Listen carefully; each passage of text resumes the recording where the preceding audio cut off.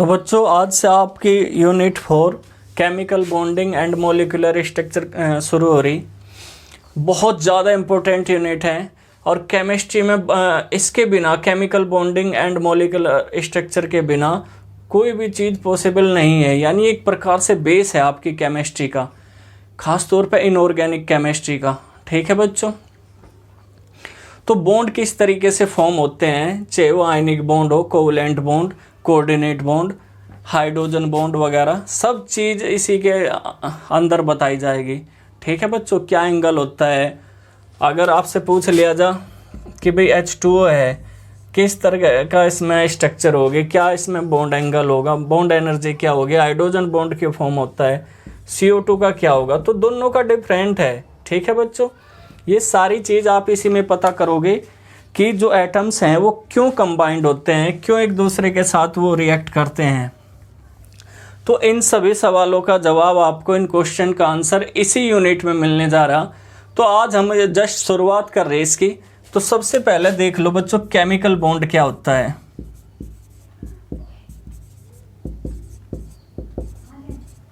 Chemical bond, chemical bond जैसे हमने अभी आपको बताया कि इसमें कोवलेंट बॉन्ड, आयनिक बॉन्ड या फिर कोऑर्डिनेट बॉन्ड की आप स्टडी करोगे तो ये एक फोर्स होता है। This force which holds the atoms together with in A molecule is called a chemical bond.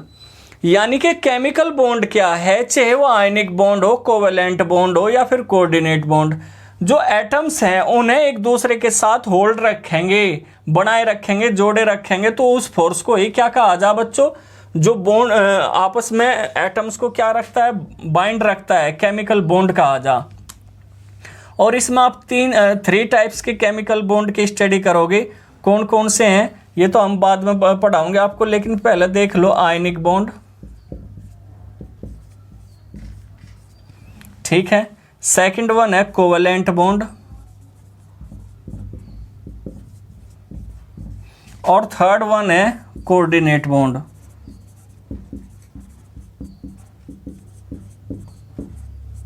ठीक है बच्चों, तो इन बॉन्ड्स के बारे में हम एक्सप्लेन करेंगे आपको आने वाले वीडियोज में। उससे पहले हम आपको ये बताने जा रहे हैं कोशल और लेविस अप्रोच। ठीक है बच्चों, टू केमिकल बॉन्डिंग।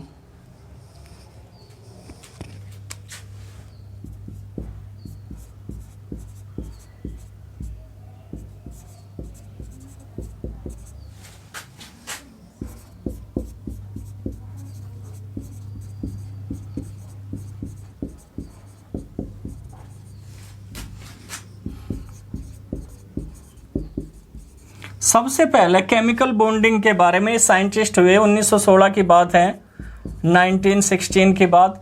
सबसे पहले इन्होंने ही बताया था कि जो एटम्स हैं वो एक दूसरे के साथ कॉम्बिनेशन क्यों करते हैं, क्यों एटम एक दूसरे के साथ जुड़ते हैं, उसका रीज़न इन्होंने बताया। किस तरीके से बताया इन्होंने, ख़ास तौर पे मैं आपको पहले बता दूं, जो कौशल थे इन्होंने मोस्टली जो स्टडी करी वो इनऑर्गेनिक कंपाउंड की।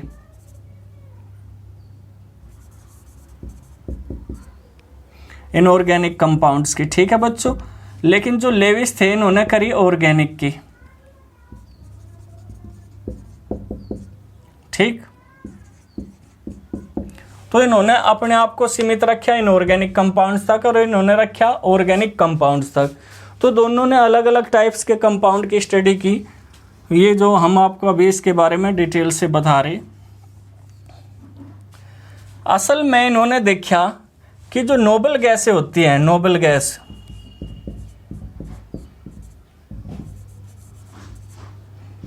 नोबल गैस कौन कौन सी हैं बच्चों, helium, neon, argon, krypton, xenon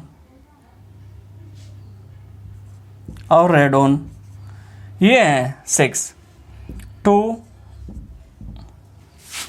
2, 8, 2, 8, 8, 2, 8, 18, 8, 2, 8, 18, 18, 8।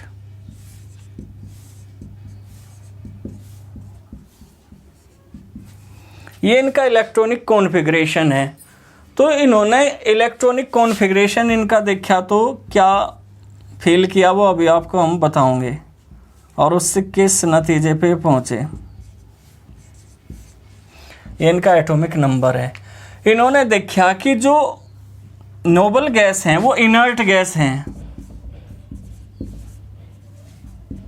कैसी गैस हैं? Inert gas. इनर्ट का मतलब होता है अक्रिय गैस। तो ये क्यों रिएक्ट नहीं कर रही? तो इसका जो नया रीजन दिखाई दिया, उसका रीजन दिखाई दिया कि इनकी जितनी भी सेल हैं वो सारी कंप्लीट हैं। कैसी हैं? कंप्लीट। तो सेल सारी की सारी इनकी कैसी थी बच्चों? फिल्ड थी। ठीक है, कैसी थी? सारी कंप्लीट सेल थी इनकी। कंप्लीट का मतलब होता है भरी हुई, पूरी। इसमें दो, मैक्सिमम दो ही आ सकें। इसकी भी, ये भी कंप्लीट और ये भी कंप्लीट। बोर के अनुसार देख लो आप, 288, 28, 188, सारी की सारी सेल इनकी कंप्लीट हैं। इसी वजह से किसी के साथ कोई केमिकल रिएक्शन नहीं कर रही थी। ठीक है, इससे उन्होंने नतीजा निकाल लिया कि जो भी बाकी एलिमेंट्स हैं वो एलिमेंट्स अपनी आउटर मोस्ट सेल में, किस में बच्चों? आउटर मोस्ट सेल में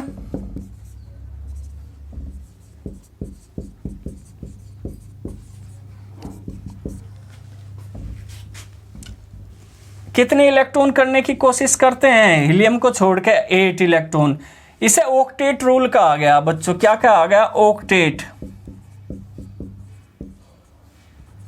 कि जितनी भी, और इसमें क्या है? डुप्लेट। ठीक है, अगर 2 इलेक्ट्रॉन है तो जो हीलियम के आसपास है वे तो 2 इलेक्ट्रॉन करने की कोशिश करेंगे अपनी आउटर मोस्ट सेल में। लेकिन बाकी जितने भी एलिमेंट्स हैं वो जो जिस भी नियरेस्ट गैस के, जिस भी नियरेस्ट नोबल गैस के पास होंगे, नियरेस्ट होंगे जिस भी नोबल गैस के पास होंगे, नियरेस्ट का मतलब सबसे पास होंगे जिस भी नोबल गैस के, उस जैसी आउटर मोस्ट सेल करने की कोशिश करेंगे। क्योंकि इनकी जो आउटर मोस्ट सेल है वो स्टेबल है 8 इलेक्ट्रॉन होने की वजह से, और स्टेबल होने की वजह से केमिकल रिएक्शन नहीं करते। तो वे केमिकल रिएक्शन क्यों करते हैं? ताकि उनकी भी जो आउटर मोस्ट सेल है उसमें 8 इलेक्ट्रॉन कंप्लीट हो जा और वो भी स्टेबल हो जा, लाइक नोबल गैसेज। ठीक है बच्चों, तो यहाँ से उन्होंने अपनी कंसेप्ट निकाल ली कि ये रीजन है कि कोई भी जो एटम है वो रिएक्ट क्यों करेगा, ताकि जो उसकी जो आउटर मोस्ट सेल है वो किसके जैसी हो जा? नोबल गैस के जैसी हो जा। क्योंकि नोबल गैस की सारी सेल, आउटर मोस्ट सेल भी और इनर भी, सारी कंप्लीट फिल्ड होती है। इसी वजह से वो कोई रिएक्ट नहीं करती और स्टेबल होती है। तो ये रीजन उन्हें दिखाई दिया। जैसे अगर मैं आपको एग्जांपल के तौर पे बताऊं, अभी सोडियम है 281, ये स्टेबल नहीं है अभी। तो इसके नियरेस्ट कौन सी गैस है? नियोन 28, ये इसका इलेक्ट्रॉनिक कॉन्फ़िगरेशन क्या है? 28। और क्लोरीन है दूसरी, इसका है 287। ठीक है, इसके नियरेस्ट क्या है? आर्गन 288। तो आप देखोगे जो सोडियम है वो इलेक्ट्रॉन गेन नहीं कर सकता। गेन क्यों नहीं कर सकता? 7 इलेक्ट्रॉन गेन करने पड़ेंगे उसे आर्गन के जैसा होने के लिए। लेकिन नियोन के जैसा होने के लिए उसे सिर्फ 1 इलेक्ट्रॉन रिलीज करना है। इसी वजह से आपने देखा होगा जो सोडियम है उस पर 1 पॉजिटिव चार्ज होता है। तो देखो इसने किसके जैसे होने के लिए करा 1 इलेक्ट्रॉन? नोबल गैस के लिए। अब यहाँ देखो क्लोरीन, इसकी आउटर मोस्ट सेल में 7 इलेक्ट्रॉन है। 7 इलेक्ट्रॉन रिलीज करके सोडियम की तरह इतनी एनर्जी तो है नहीं कि इतने रिलीज या गेन कर दे, तो आसानी से इजिली 1 इलेक्ट्रॉन गेन कर सकता है। इसी वजह से इस पर एक नेगेटिव चार्ज है। और किसके जैसी हो जाएगी? इसकी स्ट्रक्चर आर्गन के जैसी। तो इसी वजह से देखो NaCl जब फॉर्म होता है तो सोडियम की 28 है और क्लोरीन की 288। तो हो गया कि नहीं? देखो इनके बीच कॉम्बिनेशन इसी वजह से हुआ। ये कौशल और लुईस ने बताया था, अप्रोच दी थी केमिकल बॉन्डिंग की, इसी वजह से। और यहाँ पे इलेक्ट्रॉन का क्या हुआ? ट्रांसफर, आयनिक बॉन्ड फॉर्म हुआ। ये आगे चल के आपको डिटेल से बताया जाएगा। ठीक है, तो ये रीजन था केमिकल बॉन्डिंग का। अब जैसे हमने आपको बता ही दिया कि केमिकल बॉन्डिंग तो होती है, लेकिन केमिकल बॉन्डिंग अभी अभी हमने वैसे आपको बताया भी है। केमिकल बॉन्ड कितने टाइप के होते हैं? 3 टाइप के होंगे। सबसे पहला है आयनिक बॉन्ड, आयनिक बॉन्ड में जैसे हमने आपको बताया NaCl, इसमें इलेक्ट्रॉन का क्या होगा, ट्रांसफ़र होगा। क्या होगा बच्चों, इसमें इलेक्ट्रॉन का ट्रांसफ़र। सेकंड वन है कोवेलेंट बॉन्ड। और मोस्टली जो आयनिक बॉन्ड है वो मेटल फॉर्म करती है। कौन फॉर्म करेगी, मेटल। कोवेलेंट बॉन्ड, इसमें इलेक्ट्रॉन की क्या होगी, शेयरिंग होगी। और जितने भी जैसे H2N2 वगैरह है, इनके बीच कोवेलेंट बॉन्ड होता है, ठीक है। या फिर जितने भी ऑर्गेनिक कंपाउंड है जैसे CH4, इनके बीच भी कोवेलेंट बॉन्ड होता है। मोस्टली जो नॉन मेटल हैं वे कोवेलेंट बॉन्ड फॉर्म करेंगे। और जो थर्ड वन है कोऑर्डिनेट,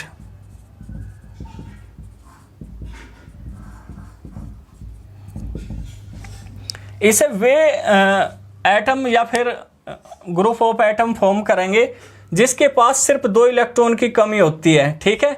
और इसे लेविस एसिड, लेविस बेस भी आप कह सकते हो, जो आपने पहले पढ़ा होगा, ठीक है। तो 2 इलेक्ट्रॉन्स डेफिशिएंसी होगी इनमें, तो वो फॉर्म करेंगे कोऑर्डिनेट।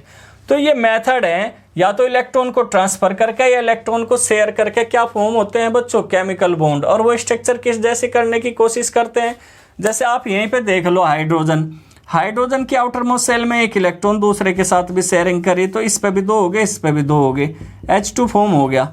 और ये किसके जैसा हो गया, हीलियम के जैसा। हीलियम में कितने इलेक्ट्रॉन थे, 2।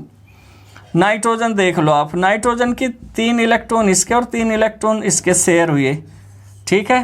तो N2 फॉर्म हुआ। और किसके जैसी होगी, इसकी नियोन के जैसी होगी, स्टेबल 10 इलेक्ट्रॉन के साथ, ठीक। अब नेक्स्ट है बच्चों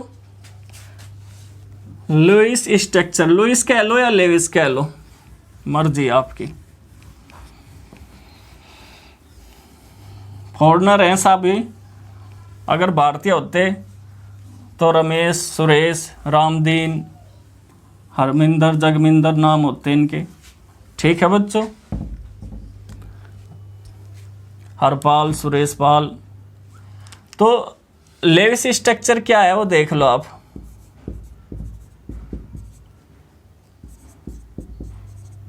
बल्कि आप इसे डॉट स्ट्रक्चर कह सकते हो।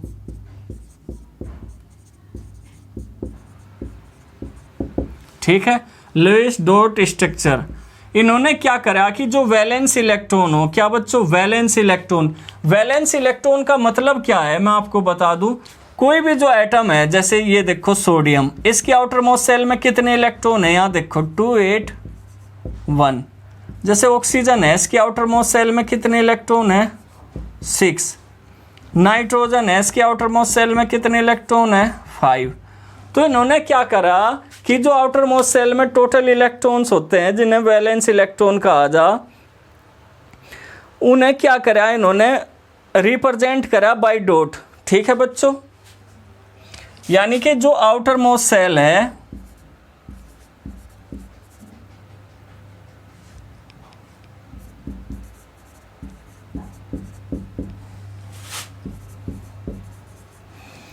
में वैलेंस इलेक्ट्रॉन है,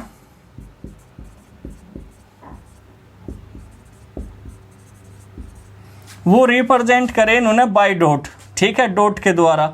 जैसे सोडियम ही है, वैलेंस इलेक्ट्रॉन कितना है, 1, तो इन्होंने स्टार लगा लो या डॉट लगा लो, आप ऐसे भी लिख सको डॉट लगा के। ठीक है, तो इन्होंने वैलेंस इलेक्ट्रॉन को डॉट के द्वारा रिप्रेजेंट किया, यानी जो आउटर मोस्ट सेल में टोटल इलेक्ट्रॉन होते हैं उन्हें वैलेंस इलेक्ट्रॉन कहा जा बच्चों।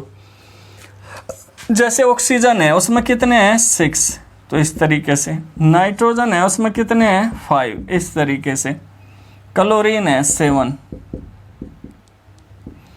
तो इन्होंने क्या करा कि जो क्या बताया कि जो भी वैलेंस इलेक्ट्रॉन होंगे आउटर मोस्ट सेल में, जो टोटल इलेक्ट्रॉन होते हैं, उन्हें वैलेंस इलेक्ट्रॉन कहा जा। और हम उसे अगर पॉइंट या डॉट के द्वारा, स्टार के द्वारा रिप्रेजेंट करें तो वो क्या कहलाओगा बच्चों, डॉट स्ट्रक्चर कहलाओगी।